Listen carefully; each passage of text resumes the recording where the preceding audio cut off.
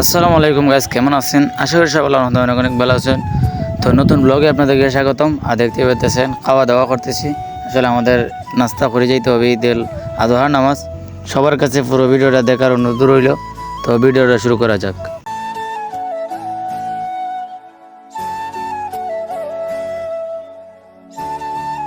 প্রত্যেক ঈদের মতন আজকেও লেট হইতেছে। বলা হয়েছিল ফোনে 8টার সময় যাওয়ার জন্য, আজকেও বাজে গেছে গা, বাড়ির মধ্যেই 8টা বাজে গেছে গা। একটু তাড়াতাড়ি যেতেছি গা, গিয়ে একটু আলোচনা করতে হবে।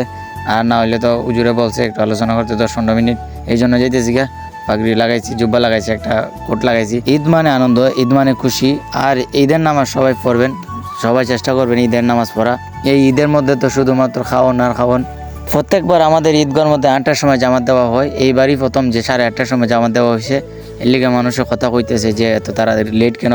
এই ঈদ তো ঈদুল আদহার নামাজ, নামাজের পরে তো গুরু খাটতে হবে। রোজা ঈদের মতন তো না যে নামাজ পড়ে জাজির ঘরের মধ্যে যাওয়া লাগে বা জাজির ঘরের মধ্যে বসে থাকলে কোনো সমস্যা নেই। এই ঈদের মধ্যে তো গুরু খাটতে হবে। আর সবাই দেখতেই পারতেছেন আমাদের ঈদের জামাত শেষ। আমরা একটু সবাই ভালোবাসা নিবেদন করা হইতেছে, খোলাখুলি করা হইতেছে। এটাই সুন্দর সবচেয়ে থেকে, যে ঈদের নামাজের পরে যা একজন একজনের সাথে বুক মিলায়।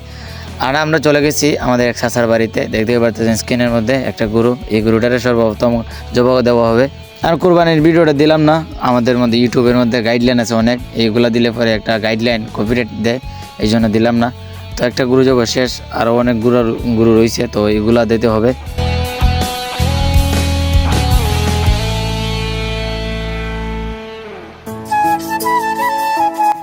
আরেকটার মধ্যে চলে আইছি, আর একটা গরু। এটা দেখতে পারতেছেন, এটা 2 লাখ 2.5 লাখ টাকা মনে হয় শুনছিলাম। তো এই গরুটা অনেক মানুষদেরকে জ্বালাইতেছে, দেখতে পারতেছেন। মানে অনেকেই চেষ্টা করতেছে, মানে এটা ফালাইতে পারতেছে না, সবাই উড়াই দূরে ফালাইতেছে। আরেকটা কথা বলি, আমি ছুটি হয়ে বড় কথাটা বলি, যে যারা কুরবানি দিবেন তো তারা নিয়তটা সহি রাখবেন, তাহলে দেখবেন আল্লাহর দরবারে কবুল হবে।